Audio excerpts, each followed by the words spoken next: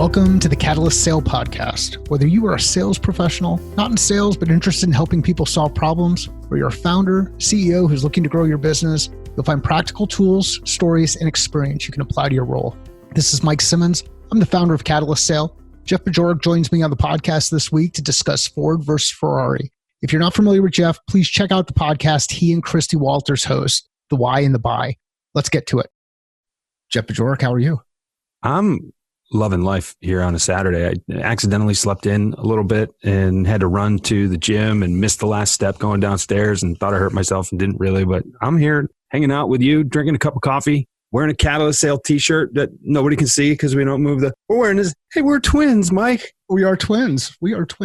So you had to rush to the gym. So did you make it to Orange Theory, or did you made it? Did you bail because of you tweaking an ankle or something like that? Nope. I was concerned for a little bit, decided to move forward anyway, crushed it. I'm back. I'm ready to talk. I'm ready to rock. What'd you tweak? Nothing, as it turns out, but something I've been actually working on with my movement therapist, my massage therapist, and some things. So I just was really more concerned that I wrecked everything that I paid him to do last week, but Isn't getting old fun?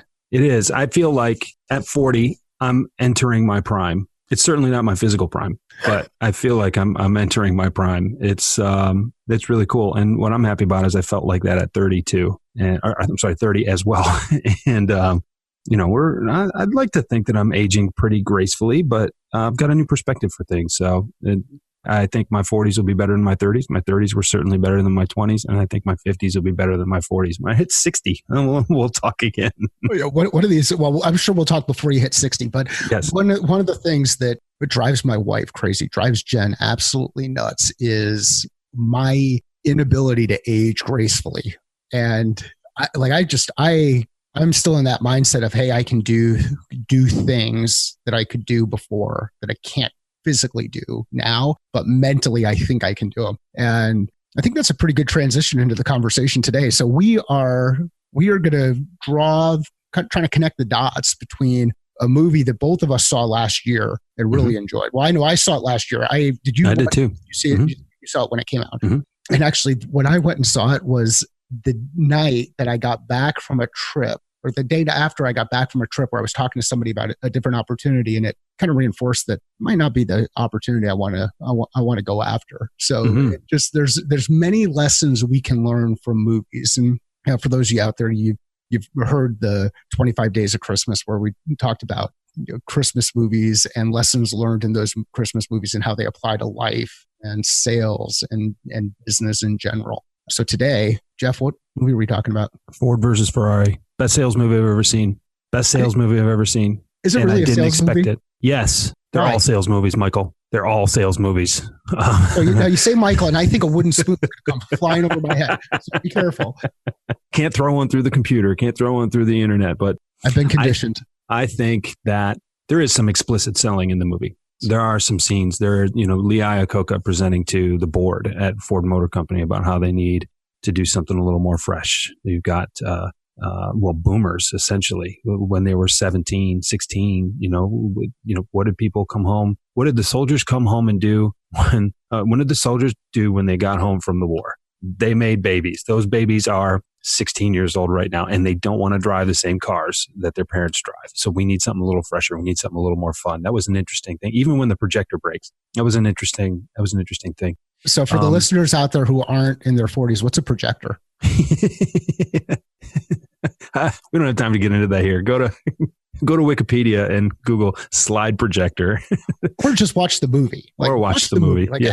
After this, if you've not watched the movie, watch the movie. It's available on Amazon Prime and Apple and any place that you can get a digital copy. And I would tell you, invest and just buy the copy, because once you watch it once, you will want to watch it again, and you will watch it again, and you will watch it again. And it was my favorite movie last year. And I've gone back and forth on how I talk about it, more because, was it the best movie last year or my favorite movie last year? And I guess the better way to put it is best movie of last year, because I'm a Star Wars nerd, and I really was excited to watch the end of the third act of the trilogy. So it was that was an important movie for me last year. But this movie was absolutely phenomenal. So you started talking about sales lessons. Like, okay, so they're presenting the board, kind of draw the story. How did story play a role throughout the movie? Oh, that's a good question. I think the story's interesting because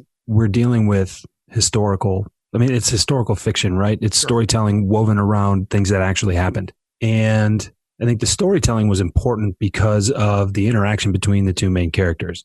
In some ways, I saw this movie referred to as a dad movie because of the relationship between Christian Bale's character and his son. Christian Bale's character, Ken Miles, we'll call him that because that was his name, Ken Miles and his wife, right? And there was also it was very much a bro movie because of the relationship between Matt Damon's character, who's Carroll Shelby, and Ken Miles as well. And I thought that there was a real genuine friendship there. There was also a leadership kind of frontline guy there. I mean, Ken Miles not a salesman. He was the driver. Carroll Shelby not a sales manager. He was the director or the manager of the team. But there were so many dynamics that were similar there. There was so much mutual respect there. And they both knew their roles. They both got to work. They both knew what had to be done.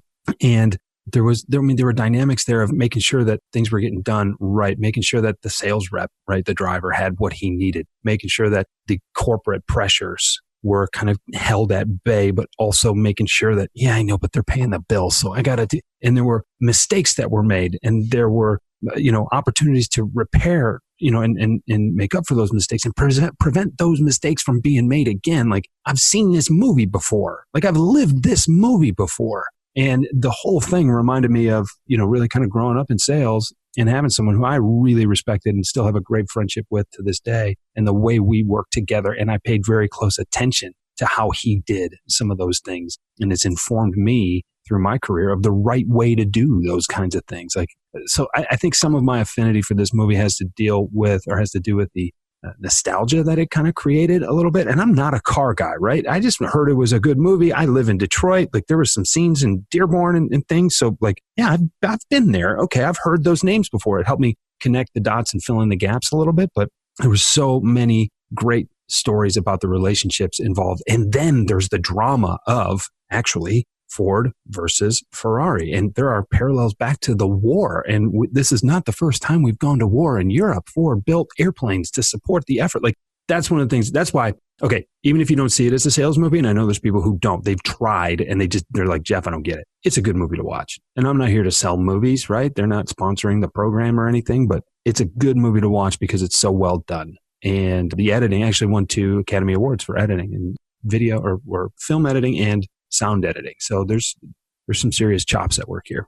Well, there's an emotional response that you get from the movie, even from the first scene, because you're watching Shelby win Le Mans, and I think it was 56 or 59 or whatever year. Long time ago.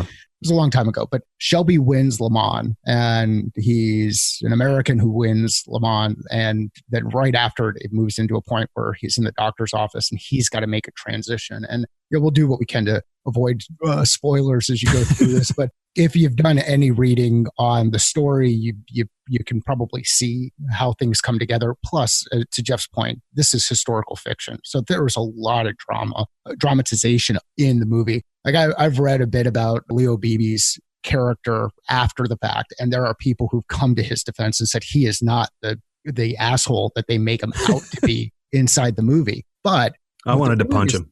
They're reinforcing so many points. And as you go through it, those people inside the organization, and you kind of go through and say, what's their agenda? What's their focus? What's the thing? Is it about them or is it about the business? I'm responsible for the launch of Ford Mustang. Presenting himself out there as as bigger than life related to the Ford brand, while he doesn't have Ford in the name like the Deuce has in his name. Mm-hmm. One of the things that was really important to me throughout this movie, and you highlighted it as you were talking through it, but it's the importance of trust. Mm-hmm. There has to be a high level of trust throughout the organization as you work through communicating difficult things and communicating through challenges. And that trust, if you don't have that trust, it's really difficult for people to stay in their lanes and do their job. Like, Ken had a job. Mm-hmm. Carroll Shelby had a job. Phil, who's a character who I thought was a pretty powerful character all the way throughout the movie, is in the background, and he's kind of nudging Carroll into place, whether it's banging on the on the side of the RV to wake them up in the morning when they're out at Willow or wherever they were racing in that first scene, or it was to keep him on track even when they're selling cars. I thought one of the other cool scenes, or one of the cool themes in here, was the whole fake it till you make it. Like they're selling cars, Shelby's, to people, and selling the same car to 3 or 4 different people and saying, don't let that car leave. Don't let that car leave the lot. So there are a number of arcs. So I kind of find it fascinating that there are people who've watched the movie and don't see it as a sales movie. There's even a car salesman, a shady car salesman in it. Come on. How do you not at least see that? Especially if the people you're talking to are traditionally salespeople. Right. Like right. When you have that conversation, what do they say? Like, where do they say that they don't see it? And I know we're talking about the movie, and we could, heck, the movie, when Jeff and I hit the record button, we talked about how the movie's 2.5 hours long, and we could talk for 2.5 hours. Probably could talk for an entire day on the subtle details and nuances. I think Jeff has 2.5 pages of notes. Yeah, that's before I stopped in front of him. So what's the feedback when they say, hey, it's not a sales movie? What's the feedback? What do they say?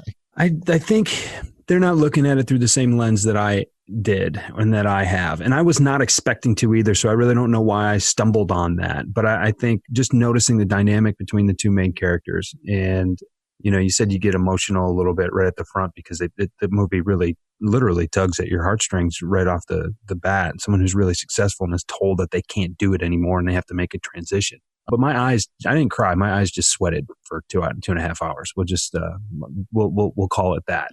But there, from a sales standpoint, I look at things and I define selling as, anytime you ask someone to do something that they wouldn't ordinarily do if it were for you asking, right? I mean, that is my kind of definition of a sales movie. So when I say they're all sales movies, Michael, there's no wooden spoon coming. There's a way that I look at things that I don't think people always, and certainly I don't think people always do the same way. But I just look at the interactions between the people, and I look at a shared goal, and I look at we literally had marketing guys saying, we don't believe in this product. Tell me why you need this product. And then we had, I think one of the more pivotal scenes in the movie is after they go to Le Mans and they failed because Shelby and Miles did all the work. They put everything together. They're ready to go. And then corporate comes in and says, we want our guy to do it instead. Anybody can pop in there. And they go and they fail. And so Carroll Shelby's waiting in the waiting room. And we've all been in that waiting room. We've all been in that waiting room. We're watching the people, because why would you be looking at your phone when you can be checking out your surroundings and seeing what's going on? And there's this red folder that comes in, and it gets passed from one person to the next person, to the next person, to the next person, to the next person. And Carroll Shelby's just paying attention to that. He gets called into Ford's office. Ford said, why should I not fire your ass right now? And immediately he draws on the experience of seeing how complicated the whole big thing is, right? And how, because there's so many cooks in the kitchen, there's stuff that's not being communicated properly. We've all seen this in organizations. And he says, just look at all the steps that have to happen and everybody that's got to be involved. I don't have one person to talk to.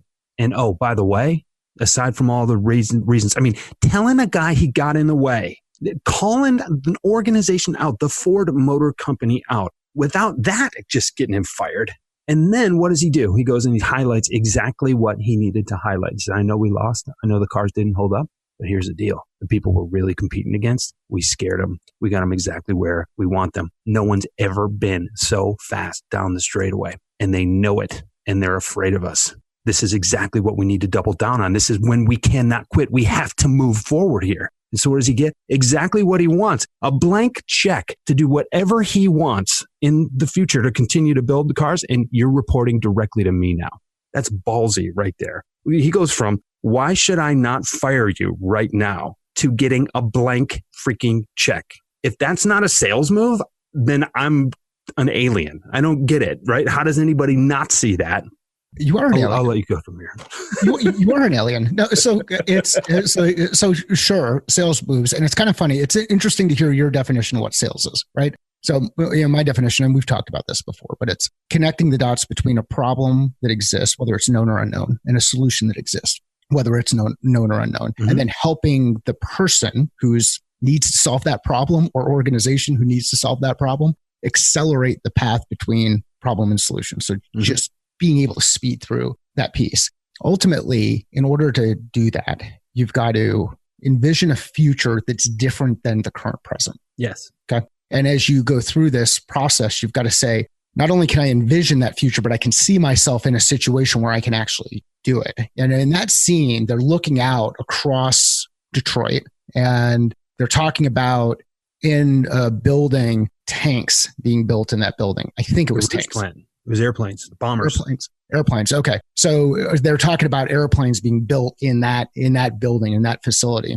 And then, and through this movie, there's this arc that goes back and forth between the dudes, Henry Ford II and Henry Ford, about what the vision was of Henry Ford and what he wanted to accomplish. And there's that scene where Shelby takes him around the runway at the airport. And he's crying. He's crying in the car. He cries in the car because he wished his grandfather had a chance to see this, had a chance to experience that power. And what that highlights for me, and I would imagine the same for you, Jeff, and those who are listening out there, is the importance of an emotional response that compels someone to take an action that they may not have otherwise taken. I love that. That's not what I took. This is the other really important scene that I think is vital that I wanted to make sure we got to. He literally takes the dude on a ride along. And how many times has that happened? And I've done it. One of the most pivotal moments in my career was when I brought someone from marketing in and going into this ride along, they said, Jeff, I don't know how you can't sell this product. It's so good. You got to just be bagging up orders left and right. And I said, okay, come see what it is that I actually do. We get 2 hours into the morning. We're sitting down prepping for a meeting. And he says, Jeff, I don't have any idea how anybody would ever buy anything from us. I'm like, okay, cool. Now let's go sell stuff, right? So the emotional response is key. And he's literally in tears. And I love, and you mentioned Remington earlier. He's going to the other execs while they're whipping around this test track. And he said, this is about the time when the uninitiated soil themselves, right? Because they're going 200 miles an hour in a race car.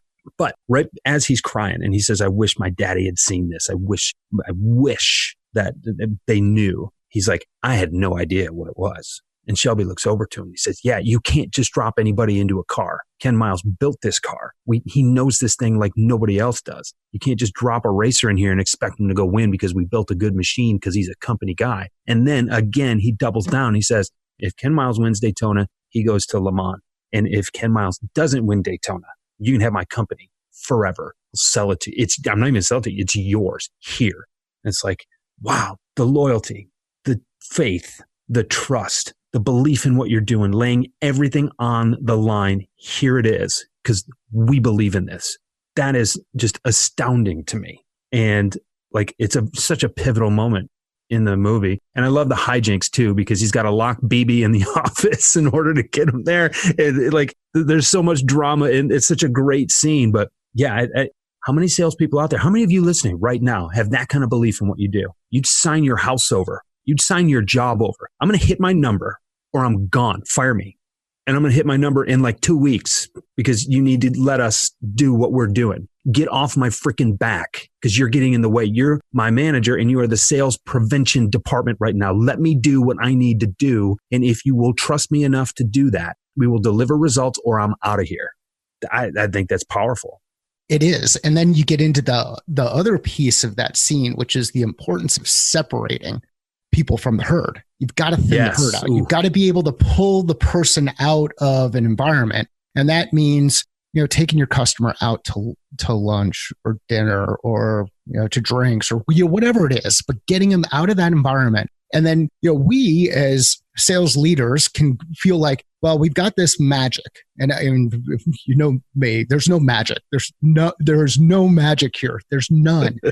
But there's this idea of, hey, if I'm in the room, I'm going to be able to help close this deal. I'm going to be able to help do this, or I'm going to be able to help do that. Well, there's a certain amount of information and trust that can, and data that can be pulled from a situation where you're one-on-one. And you've got to trust that your sales rep can have that conversation with the right person in the organization that they're selling to. And you're not really going to add value to that conversation. You're just going to create another level of bias where you're going to limit the amount of information that member of your team might be able to get. So don't constantly invite yourself to a meeting because you think you've got this ability. you don't have this ability. I mean, there's a time and a place to lean on that. There's a time and a place to escalate things. There's a time and a place to do those items. But there's also a time and a place to say, you know what? I need to let my rep, I need to let that member of my team have a one-on-one conversation with the person who cares about this inside the organization so that I can move part of that relationship forward while the rest of this kind of goes along. So don't feel like you've got to go into a meeting with 90 people or 10 people or 3 people. Take advantage of the time where you can get one-on-one with people. And if you have to, lock people in a room. Yes. There's something that comes to mind. It's sometimes easier to beg forgiveness than it is to ask permission. I think that came up. Something you said there about data too. I love it when all the smart, heady geeks come in with the big computer and they trying to measure all the RPMs and the revs and the speeds and the torque and everything. And they get through one lap on the course and they're like, nope, pull this thing out.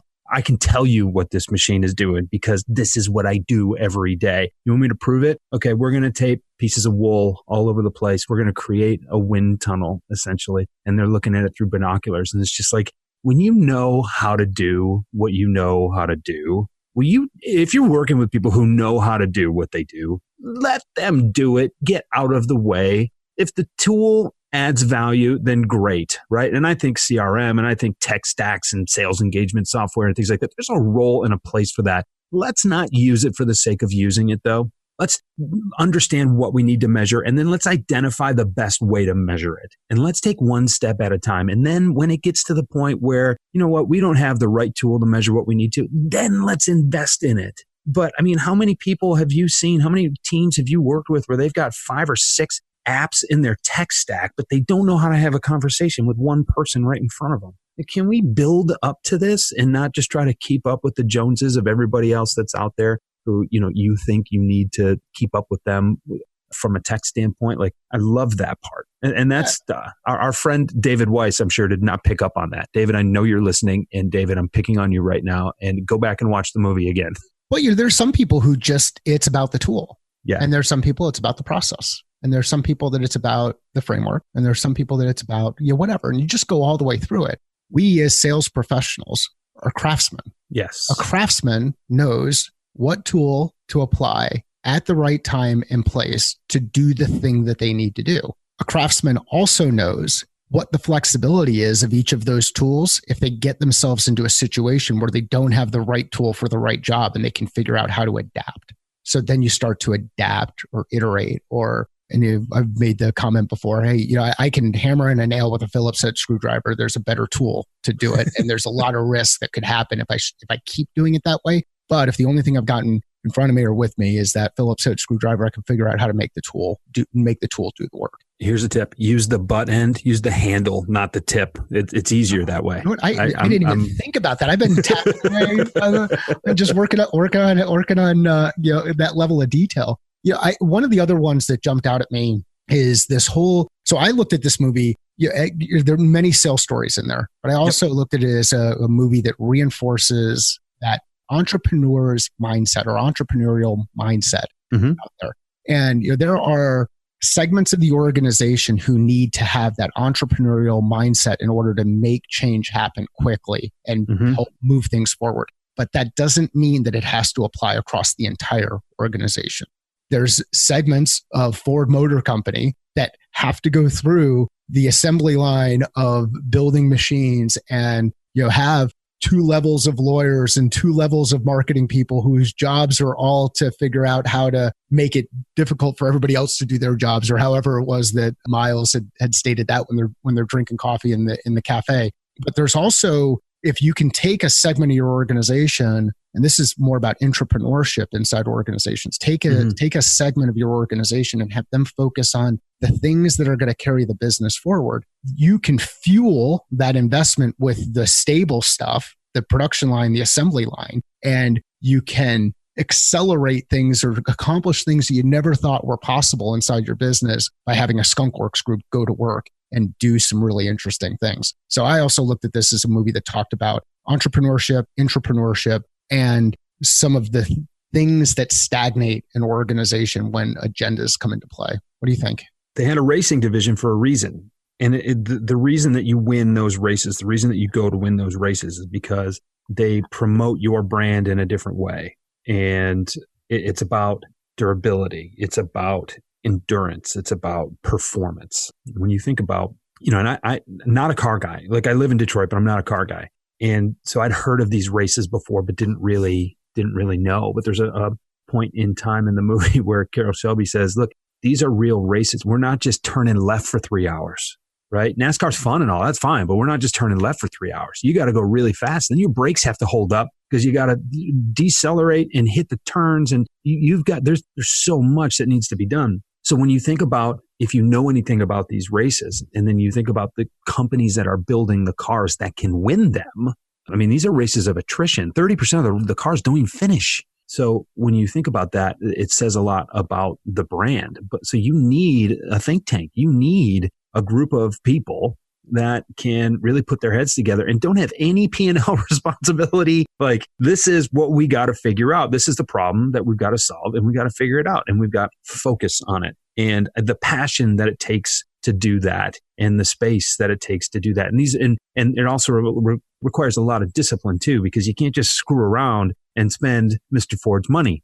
We need to see some results here. And there was a lot of accountability that they were held to, but that passion every time, I remember the scene. He said, come on, get in the car. I got something to show you. I'll have you home in time for meatloaf and gravy. He comes home the next morning because he's like, I can't go. I can't. All right, fine. Let's go. And then he gets out of the car and he's like, yeah, okay. And he gets right back into the car because he can't help himself, because they got to get this done. And then he gets home the next morning and his wife's a little angry. Sure. As she should have been. And that was one of the notes that I took was, like, I know my wife is incredibly supportive of what I'm doing. And I know that I can't do what I do without her support and without her picking up the slack at home and when I'm on the road and things like that. And I do my best to honor that. But like, if your partner, your life partner, right? Your wife, your husband, if you're, your partner of any kind, they got to be on board, which means that you've got to respect the fact that they're on board. So don't lie to your wives, kids. She's really hot in that scene. You're just so angry. Just, there's hubcaps flying off the car and everything. And she sets him straight really well. And I thought that was an important reminder as well. Well, it reinforces that communication. Like, the communication, like, what are we doing? Why are we doing it? Okay, let's agree. This is what we're doing. This is why we're doing it. And then let's go out and start executing. How about the idea, the creativity around this challenge they had with brakes, right? They've got these brakes that are overheating, and they've got a rule book that they've got to work, that they've got to operate within. And written in another language that they don't understand, which is just perfect. Written in another language that they don't understand. And so it's not lost on me that neither of us are car guys. Right. Yet we've talked about NASCAR on 2 separate recordings. Yes. Which is kind of interesting. And and I've got an appreciation for these things. I've got an appreciation for the precision and the detail. But there's this scene where they look at it and they said, we can replace pads and those things are going to heat up and they're going to cause all problems. But what happens if we actually just replace the entire assembly, just like we would a tire on the vehicle? It's the difference between them winning and losing. It's the difference between them winning and dying, actually. And that, for me, just the appreciation for what these vehicles and these machines have to go through in order to withstand, and so many things that need to be monitored in real time, and the communication between the drivers as they're exchanging, hey, she's running a little hot, but she's going to be okay. Or you have no brakes. Just saying, you have no brakes. Go ride 200 miles an hour, but you have no brakes. So the risk that they put in, but the ingenuity to say, well, we can't change this. It'll take too long. If we change this, it'll take, what do we just create from the ground up? A brand new assembly. Again, let's think outside of the box. We have a problem to solve. Let's just solve the problem, right? And that goes from creating a brand new brake assembly to the door won't shut, so let's beat it with a mallet until it does, to even at the beginning where, Ken Miles, his trunk won't shut because of some new regulation he wasn't aware of. And this is part of the character development of him just being a kind of a pain to deal with. But he just takes a hammer and starts whacking on the inside of his trunk. And he's like, there, it fits now. Can I race? And it's just, how many times do we worry about doing a job pretty? How many times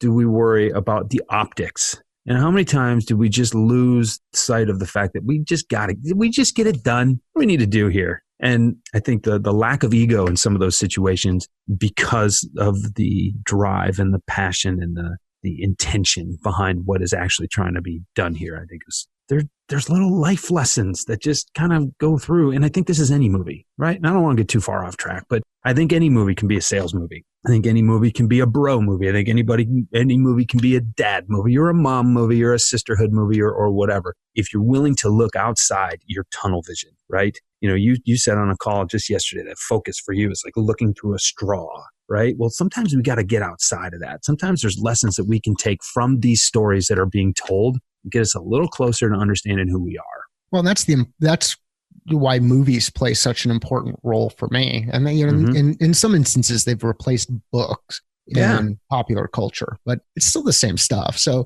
I think it's funny when people talk about folks who are well read. So you can refer back to Shakespeare and you can refer back to, you know, whomever, Twain. Like you just go back and you can refer back to all of these really, you know, Homer, these books that have been around for generations, thousands of years, centuries.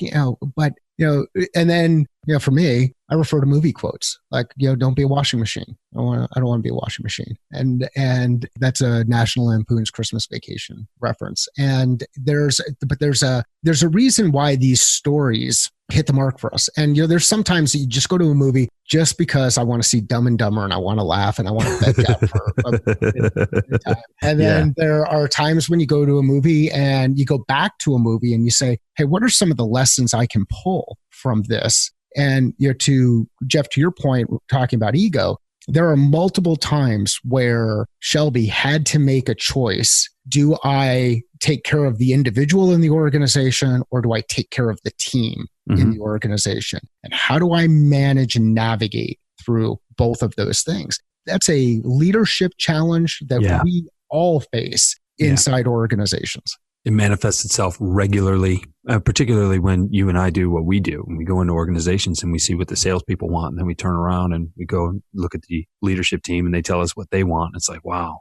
okay, well, I'm really stuck in the middle here sometimes. Well, but where's the common ground where both of them come together? Well, like, that's just both it. Of them want? Yep. And I've been in situations too where, you know, I'm talking to both sides because it's my job. And I realized like you guys both want the same thing and you even recognize the same problems. I think if we just got together and I was the conduit for the communication, we may be able to solve some problems and move forward really quickly. And that's, I think that's where the right leader can do that without being too provincial, right? Without, I'm just going to stand up for my team and corporate's the bad guy. And it's like, I'm reminded of The Office actually, where Michael Scott actually recognizes one day, he's like, wait, I am corporate. It's like, well, yeah, because you're the regional manager. But those are leadership challenges. And I think they were illustrated so many times, you know, how many times, you know, the company was out to see Shelby fail because they just wanted to see him fail. And he succeeded despite them by breaking a few rules, you know, I think, but just doing the right thing and always having that compass for what the right thing is. And it was just, if you're looking at it the right way, at least if you're looking at it the way you and I did, is one of the best sales movies I've ever seen. And so I think the scene, just to get back to a couple specific scenes in this, because I know you've got pages of notes and whatnot. And I only have one more I want to get to though. So it's good. There's the scene, and hopefully I don't steal it right now, but there's the scene where they go out and meet with Ferrari. And so they go out, they meet with Ferrari. So Iacocca goes out to meet with Ferrari. And this is where they're going to make the pitch to buy Ferrari and create two entities. Ferrari Ford racing division, Ford Ferrari, the production division. And right away, there's some dude taking pictures. And, you know, they know the game's on. Like Iacocca knows the game's on. He's saying, hey, if this gets into the papers and whatnot. And then the Ferrari guy is the one who's orchestrating the game. Because where does the guy take the pictures? Fiat. He goes right to somebody else and brings another buyer into the discussion. And it highlights to me that when we go into a situation and we think we're the only one there and we have this bias that we're the best solution for the customer, we're certain that they know that this is the best solution for the customer. There's a lot of information that we have no insight too. There's a lot of information that we're not aware of. There's things that are happening around us that if we take a step back and watch and look at the signals, we could realize, hey, this might be more of a competitive situation than it really seems. So be careful about the challenge, the assumptions you make in your sales calls, your sales cycles, your discussions with organizations, your renewals that you're working on, your growth opportunities inside the organization. Always be mindful there is a potential threat out there and take advantage of the signals that are out there. Also, on the flip side, it highlights the importance of any time that you're negotiating, make sure you've got another option. You don't sell in a vacuum. No. That you hit it perfectly. And that's really early on in the movie too. And I know we're pushing against time here. There were just a couple more things that I wanted to get to. And this one, we're going to go 2.5 hours today. Well, no, we said we couldn't go 2.5 hours. That maybe I wasn't listening well. There's two more things that I want to get to, and this is as awkward a transition as we can make it. But something that you and I have both been working on very studiously here and trying to create messaging around what it is that we do for people and overcomplicating it and getting clever and getting cute. And there's this announcement in the movie announcing the partnership between Shelby and Ford in the race division. And aside from the dazzling entrance that Shelby makes, he walks up to the podium and gives his little speech. And then he introduces himself. He said, "I'm Carroll Shelby and I build race cars." And I'm just like, is there a better personal statement, right? We've all got our elevator pitch. Hey, what do you do for a living? And I'm in sales. I'm Carroll Shelby and I build race cars. And I was just like, all right, yep, that's okay. Not everybody builds race cars. There's a sexiness to that, right? But there's a simplicity to that. And that's in that one, I haven't counted the words, but it's less than 10, right? And it's just so simple to the point. Everybody knows what he does and people are attracted to what he does because of that. And how much simpler could your website be? How much simpler could my website be in that regard to, or even our LinkedIn profiles or on Twitter or whatever. And everybody tries to put little marketing speak in there. We try to let people know how smart we are because of the terminology, the jargon, the hashtags, the everything. I'm Carroll Shelby. I build race cars. What a badass. Well, seriously, and you go in there and let's say I'm walking down the street with you and I say, "Hey, I've heard of this Carroll Shelby dude. What's he do?" He builds race cars. That's it. Like, right.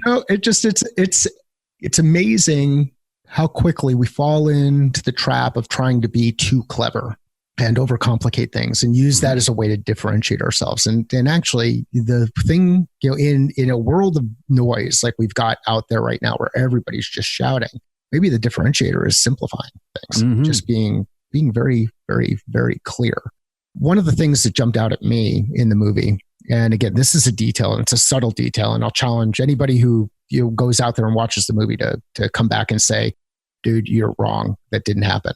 But any time that there was a transition of information, or they were trying to compel someone to take a certain action or move from a position, they weren't pitching. They were asking questions every time. Every time. Ooh, didn't notice that. There was a question that was asked, even in the instance where Iacocca meets with Shelby at Shelby's location, and they're going back and forth. As soon as when Iacocca says a statement to Carroll to kind of set context, the first thing Shelby does is he mirrors back a comment in the form of a question to clarify an understanding of what Iacocca was looking for there. And it happens all the way through. Like the compelling event that gets people to think is the question that ends a piece of dialogue. And it's awesome to watch. I mean, I went through it. I watched the movie again last night just to make sure that I'm not completely off on this.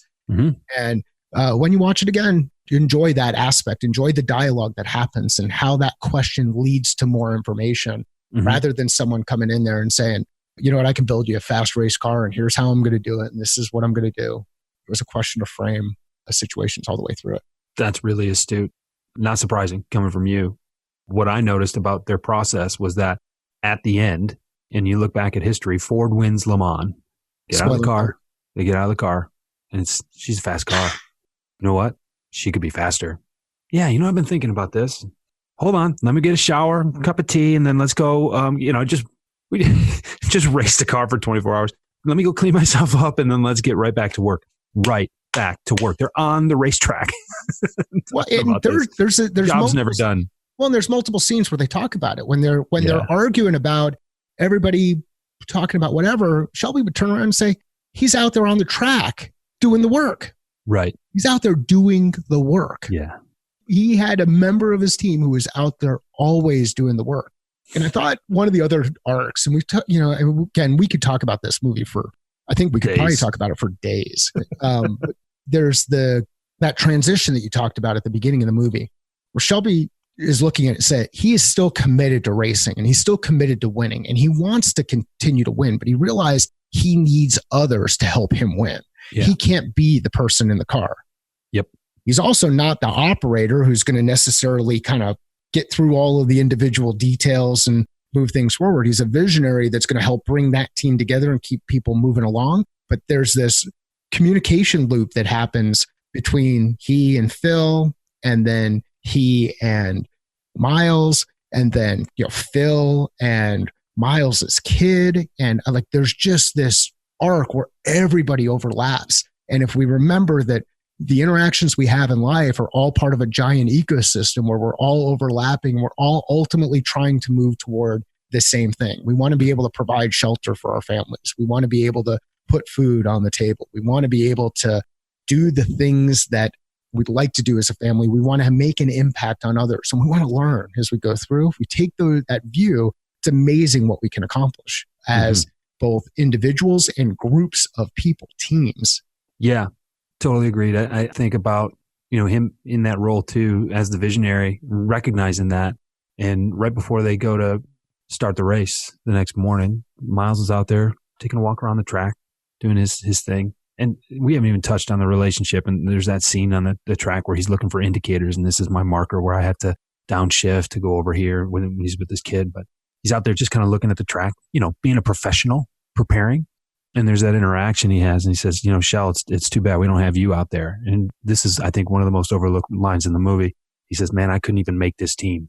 Yep. Couldn't even make this team. He's pumping his guy up. And it hurts him a little bit to know that he couldn't make this team, but it's the right thing to say because he's got to pump his guy up. And he realizes his role is different now. And he realizes that the art, the skill has passed him by a little bit. And it's the ultimate. I don't think anybody noticed it except for me and you.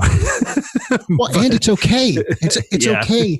It's okay to admit, hey, I couldn't make this team. Now, and there's a bit of it where you're saying, like, there's one view is, hey, I want to do this to build up the team and demonstrate how much confidence I have in your capability as a respect. rep. Yep.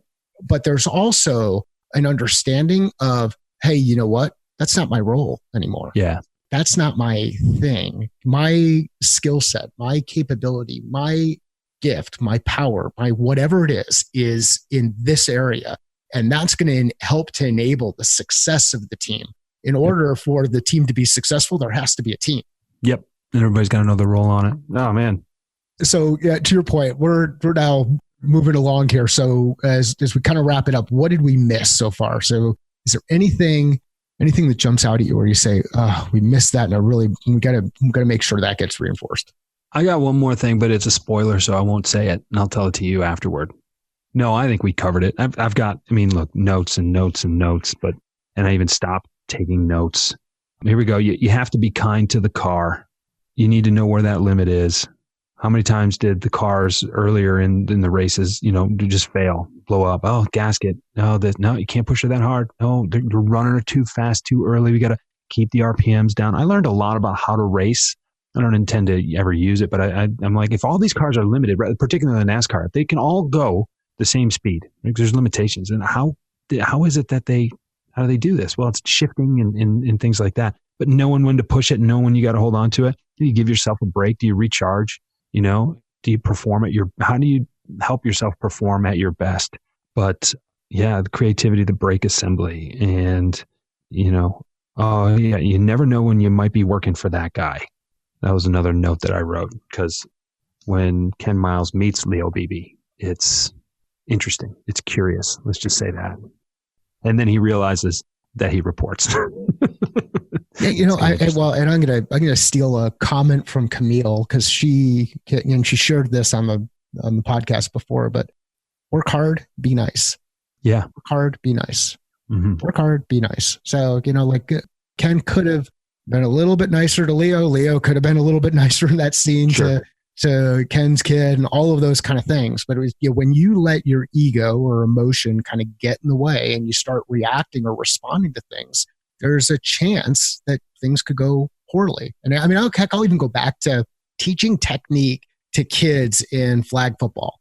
If you react to what you see the running back doing and you guess and you go one way, well, you've got one chance of guessing right. But if you stay in your position and let the ball carrier come to you and sit with your fundamentals and make the person on the other end make a decision on, do they want to go left or right? Right. Then you're in position to make the play. Yep. And so I think one of the two things I'd like everybody to kind of take away from the conversation: one, stop overcomplicating things. There are lessons that we can learn from any of these movies, whether it's a Hallmark movie that is on the Hallmark Channel during Christmas time, or now during Valentine's Day and all that other kind of stuff, or it's sports movie, or it's a book that you're reading, or it's a podcast that you're listening to. There's some kind of lesson that you can take away from that and start thinking about how you apply it to your work so that you can get better at your individual craft. In order to do that, you've got to have an open mind and listen to others, not start assuming and working your way through and saying, oh no, that's not the case. So keep an open mind, take lessons, learn from others. As we go through the movie, I think there were another couple of things that really kind of jumped out at me. Is the commitment to going back to work, which is what we've talked about a couple of different times, but also the need for things to be separate. So we talked about getting an individual out of an operating environment, and we talked about the team focused on racing, but I don't know that Ford would have been able to do what they did, or Shelby would have been able to do what he did, or that team had been able to do what they did with that car if they had been in Dearborn. Nope. I think being in California, being on the West Coast, being in an environment where they could kind of push their limits and only have to deal with corporate every once in a while when they parachuted in, yes, is really important. So if you're on the corporate side and you're continuing to parachute in, you might be stifling your team. Be careful about that. Yep. Stay out of the way. Don't be the sales prevention department. It happens. You hired your people for a reason. Let them go out and do the work. Don't get me started, Mikey. Have you seen anything else interesting lately? The Two Popes. Thanks, Sales Jeff. movie. You Thanks, got Jeff. it, man. Awesome discussion. Maybe we'll get to the Two Popes next. Please follow Jeff on LinkedIn and Twitter. We'll include links in the show notes. If you know someone who'd benefit from hearing this discussion, please share it with them. Let us know via Twitter or LinkedIn. I'd love to know how you're applying the lessons learned and concepts discussed to your role today. Sales is a thinking process. How are you thinking differently about yours? I'd also love to hear what are some of the other movies that you like watching, listening to, and learning from. It's amazing the kind of information that can get conveyed in those movies. Let me know directly at catalystsale.com. Thank you.